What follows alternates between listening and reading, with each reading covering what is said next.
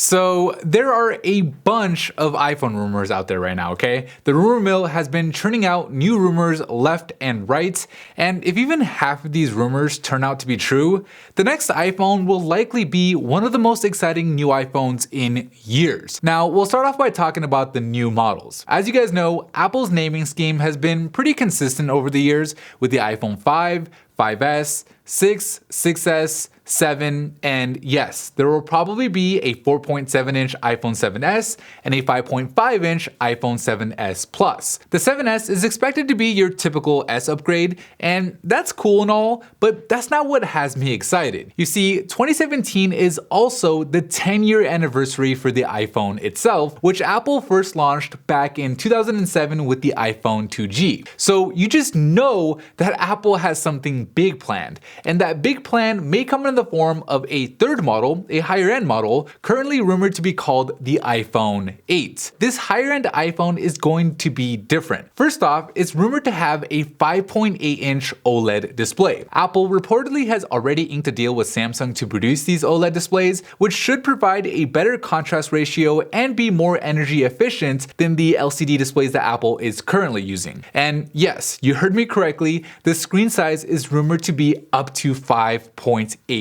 inches. Now, if you've ever compared a 5.5-inch iPhone 6 or 7 Plus to other 5.5-inch smartphones like the Galaxy S7 Edge, you know that the iPhone is a lot bigger due to having these really big bezels. So a bigger screen on an iPhone kind of seems like a bad idea. But here's the thing, Apple just may make up for the years of having huge bezels on its phones with an iPhone 8 with virtually no bezels. We're talking less bezel than the Galaxy S8 and the LG G6, to the point where a 5.8-inch screen could fit into a device that's roughly the same size as a 4.7-inch iPhone. However, while this rumor of a nearly bezel-less iPhone sounds amazing, for it to actually become a reality, a few things need to happen. For one, the iconic home button that has been a staple of the iPhone's design since day one will have to go. We've already seen several Android manufacturers do this already, with them moving the fingerprint scanner from the front of the phone over to the back, but the rumor is that Apple won't be doing the same, with them instead integrating the fingerprint scanner right into the iPhone 8's display itself. Sounds pretty far-fetched, right? But when you consider that companies like Synaptics have developed fingerprint scanners that work under glass, and that Apple itself already has patents that describe fingerprint sensors that work through a display, all of a sudden, it seems a little bit more likely. Add to that the patents that Apple has for integrating an ambient light sensor into the display, and a nearly bezel-less iPhone 8 might just be a thing. Of course, I don't think they'll be able to integrate a front-facing camera into the display anytime soon, so there will probably be at least a little bezel at the top, but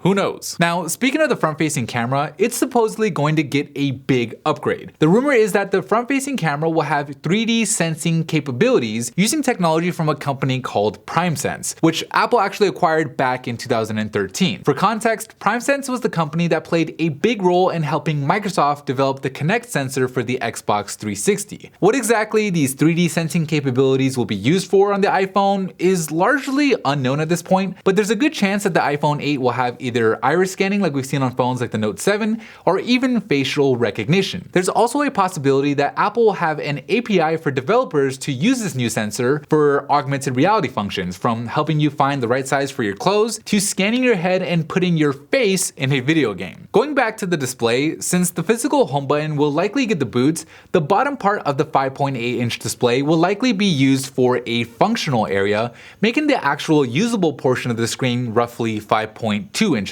Again, we've seen Android phones do the same thing with on-screen buttons, but since iOS doesn't have a back or a recents key like Android does, the bottom strip will likely act more like the touch bar on the new MacBook Pro, which may be even more useful on an iPhone than on a MacBook once Apple opens it up to developers. Now, if you stop and think about it for a second, the not so game-changing features in previous iPhones have kind of been slowly leading up to this touch bar. You have 3D touch from the iPhone 6s, which so far hasn't been all that it's cracked up to be, but all of a sudden it becomes really useful as it'll help differentiate between things like a double tap on the virtual home button for reachability and a double press of the virtual home button for Siri. But 3D touch alone wouldn't be enough to make this work. Just try double 3D touching the camera app on your iPhone 6s or 7 and you'll see what I'm talking about. It just feels awkward pushing hard into the screen twice. But yet a double press on the iPhone 7 solid state home button doesn't feel awkward, thanks largely to the improved Taptic engine that came with the iPhone 7 that makes it feel like you're actually double clicking a physical button. So I'm excited about the touch bar. I really hope that this rumor turns out to be true,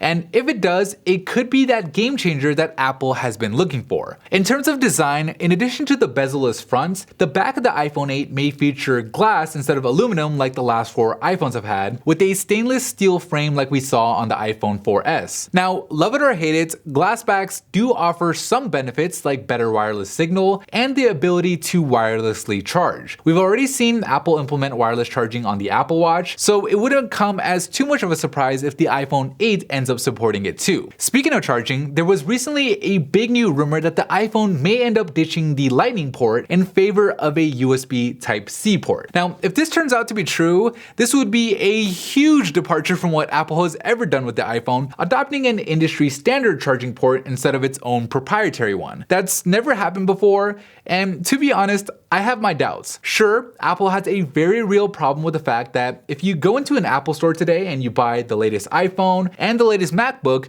you can't connect the two without using an adapter. But I just can't see Apple doing what every other manufacturer has done and use an industry standard. It just doesn't seem like something Apple would do, not to mention that they can't make money off of it with their MFI or made for iPhone licensing program. So I think the more likely solution to Apple's dongle problem is changing the regular Lightning to USB Type-A cable that comes in the box to a Lightning to USB Type-C cable. This way, consumers can connect their new iPhone to their new MacBooks, and Apple gets to keep making money off of their Lightning accessories, which seems much more like something Apple would do. Either way, because of USB Type-C, the iPhone 8 is rumored to also support fast charging, which honestly, if you've never had a phone with fast charging, it's a really big deal. Okay, let's shift gears and talk about performance. As always, the new iPhone is expected to get a faster and more energy efficient processor in the A11 chip. You don't really need a rumor or leak to tell you that, that's common sense, but it is worth noting that the new chip is rumored to be designed with a 10nm process, which will help the A11 deliver those increases in performance and efficiency. Rumor has it that the iPhone 8 will also come with 3GB of RAM like on the iPhone 7 Plus, which thanks to iOS's RAM management is kind of like having 6GB of RAM on Android, at least when it comes to app switching. In terms of battery life, things are kind of up in the air. You have a bigger screen, a bunch of new features, and a smaller overall device, which usually means a smaller battery. So if anything, you'd expect battery life to be worse. But some rumors suggest that the iPhone 8 will actually have better battery life, thanks in part to the more efficient OLED display, the more efficient A11 processor, and get this, a bigger battery. Now, you may be thinking, how will it have a bigger battery, right? Like that sounds crazy. But the rumor says that despite its smaller overall size, with the help of a stacked logic board design and an L-shaped 2-cell battery pack, we're talking a 2700 mAh battery over a 1960 mAh battery in the iPhone 7. To put that into perspective, the bigger iPhone 7 Plus had a 2900 mAh battery, and that thing lasts a whole day long. So if Apple can actually pull this off, man, the iPhone 8 is going to be really hard to beat. Now, there hasn't been a whole lot of rumors about the rear cameras on the iPhone 8 yet, so it's possible that we'll see a largely unchanged dual camera system with only slight improvements in low light capabilities and maybe optical image stabilization on both the wide and the telephoto lens, where the iPhone 7 Plus only had OIS for the wide lens. Other things you can probably expect from the iPhone 8 are an improved IP68 water resistance rating over IP67, which basically translates into being able to submerge the phone in up to 1.5 meters of water for 30 minutes compared to just 1 meter of water for 30 minutes. Not a big deal, I know, but maybe it'll give you a little bit more confidence to take the phone into the shower with you. Siri should also be getting smarter with Apple's acquisition of Siri, an AI company based out of Seattle, which came just in time as competition from Google's Assistant and Samsung's Bixby is heating up. And there's a chance that the OLED display will be curved just like the 2.5D glass on the iPhone 7 is curved right now. So like not Galaxy S7 Edge curves,